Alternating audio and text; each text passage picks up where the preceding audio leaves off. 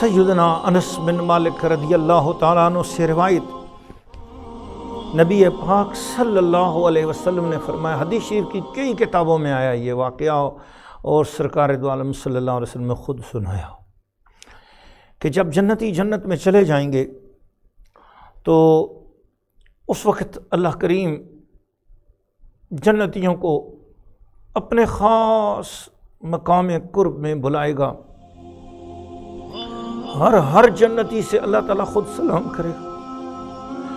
جنتی مردوں کو بھی جنتی عورتوں کو بھی اللہ تعالیٰ خود سلام بولے گا، سلام قول من رب الرحیم، پھر ان کی مہمان نوازی کرے گا، پھر فرشتوں سے کہے گا کہ ان کو حسین بنا دو،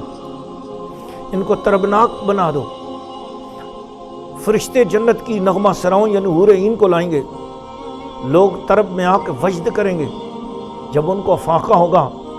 فرشتے عرض کریں گے ہمارے رب کریم آپ اپنا کلام بھی سنوا دینا، چنانچہ اللہ کریم سارے جنتیوں کی محفل میں ایک ہستی کو آواز دے گا، یا داؤد، اے داؤد علیہ السلام تشریف لاؤ۔ حضرت داؤد علیہ السلام کے لیے ممبر بچھایا جائے گا، اس ممبر پہ حضرت داؤد علیہ السلام تشریف فرما ہوں گے اور اللہ فرمائے گا میری زبور کی تلاوت کرو، چنانچہ حضرت داؤد علیہ السلام زبور شریف سے تلاوت کریں گے، اتنی خوبصورت تلاوت ہوگی کہ لوگ وجد میں آ جائیں گے اور اتنا وجد کریں گے، سرور کریں گے،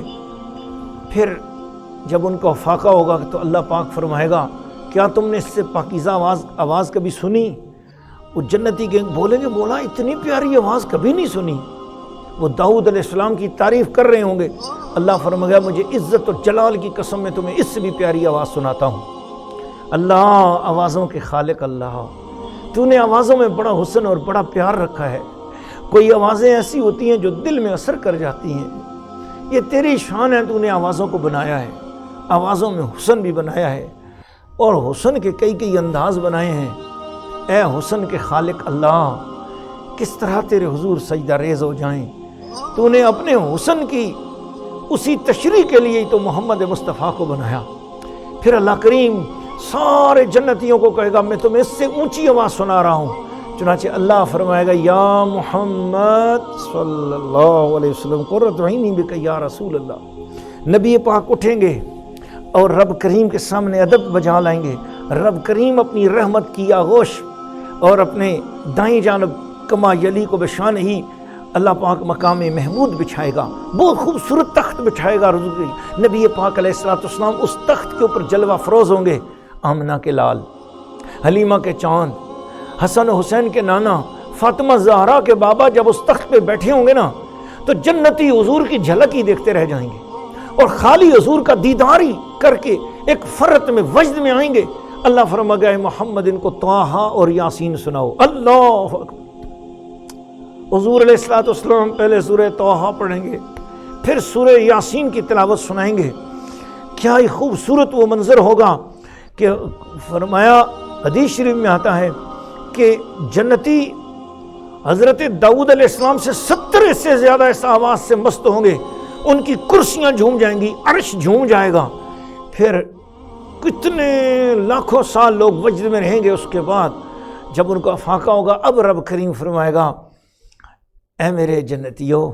تمہیں اس سے بھی پاکیزہ آواز سناؤں، تو جنتی حیران ہوں گے کہ اب حضور سے بڑھ کر پاکیزہ آواز کون سی ہوگی، تو اس وقت اللہ کریم فرمائے گا سنو اب میں خود تمہیں قرآن سناتا ہوں، اللہ اب تمہیں میں خود قرآن سناتا ہوں۔ اللہ ہم گنہگار جنت میں اپنے عملوں کے سبب جانے کے قابل تو نہیں، پر ہم بدکاروں گنہگاروں کا بھی دل چاہ رہا ہے کہ تو قرآن سنا اور ہم سنیں۔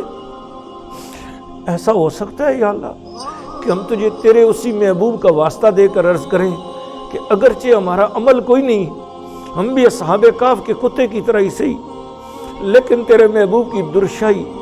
تیرے محبوب کی دہلیز سے چمٹے تو ہوئے ہیں نا۔ ہم تو اپنے محبوب صلی اللہ علیہ وسلم سے یہ عرض کرتے ہیں تجھ سے در سے سگ سے ہے نسبت میری گردن میں بھی ہے دور کا ڈورا تیرا، اس نشانی کے جو سگے نہیں مارے جاتے، حشر تک میرے گلے میں رہے پٹا تیرا، پورے قد سے جو کھڑا ہوں تو کرم ہے تیرا، مجھ کو جھکنے نہیں دیتا ہے سہارا تیرا۔ تو ہم بھی عرض کرتے ہیں اللہ، اگرچہ ہم جنت میں جانے کے قابل تو نہیں اپنے عملوں کے سبب، مگر التجا کرتے ہیں اس محفل میں ہمیں بھی پہنچا دے جس محفل میں تو خود قرآن سنائے گا،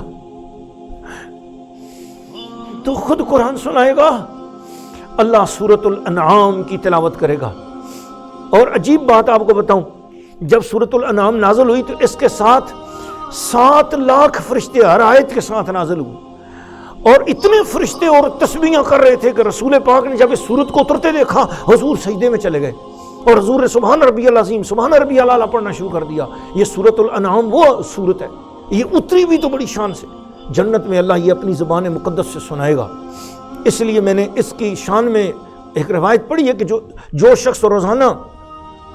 صرف اس کی پہلی 3 آیتیں پڑھ لے، سورۃ الانعام کی پہلی 3 آیتیں پڑھ لے، اب سے لے کر قیامت تک جتنے نیک لوگ نیکیاں کریں گے اتنا ثواب اس بندے کو نصیب ہوتا جائے گا۔ کیا عظیم شان برکت ہے، اور ہم لوگ قرآن سے محروم ہیں، ہم قرآن سے منہ موڑے ہوئے ہیں۔ وہ زمانے میں معزز تھے مسلمان ہو کر، ہم ذلیل و خوار ہو گئے ہیں تارک قرآن ہو کر۔ ناظرین و ناظرات، سامعین و سامعات، اللہ پاک جب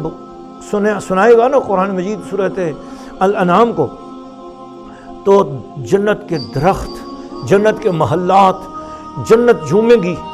عرش جھومے گا، اور اتنا جھومے گا، اتنا رقص ہوگا، اور اتنا جنتی جھومیں گے اللہ کی آواز سن کر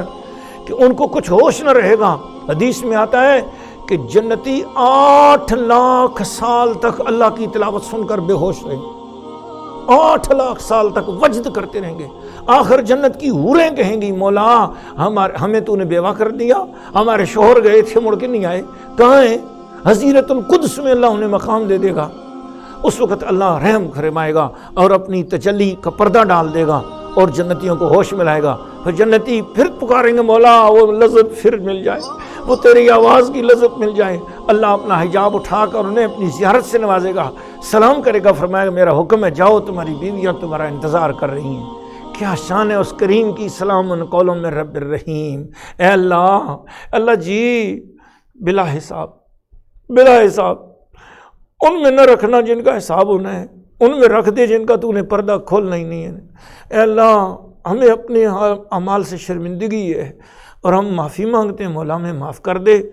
اس رمضان کی گھڑیوں کا واسطہ ہمیں معاف کر دے، قرآن کی عزت کا واسطہ ہمیں معاف کر دے، تجھے تیری تلاوت کا واسطہ ہمیں معاف کر دے۔